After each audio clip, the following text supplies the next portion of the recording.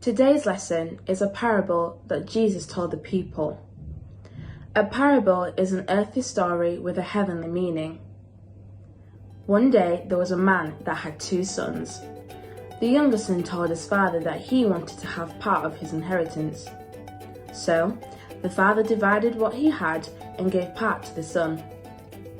A couple of days later, the younger son packed up his belongings and travelled to a country far away. And he wasted what he had with extravagant living. He partied, spent time with women, and wasted his money. After he had spent all the money that his father had given him, a severe famine came. This means there was a food shortage on the land, and now he doesn't have any money or food to take care of himself. He went to work for someone in that country, and he was sent into the fields to feed the pigs. He was so hungry.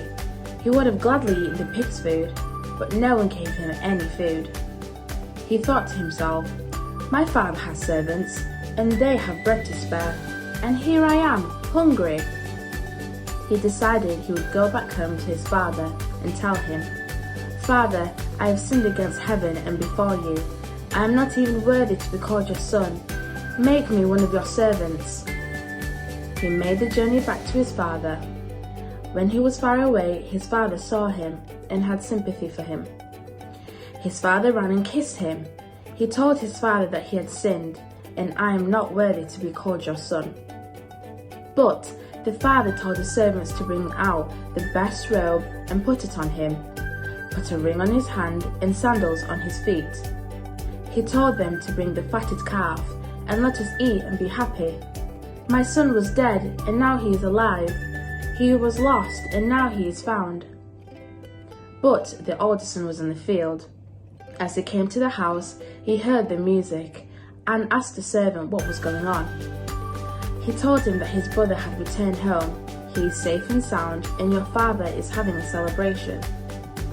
Well, he was angry. He wouldn't go in the house, so his father came out to see him and pleaded with him.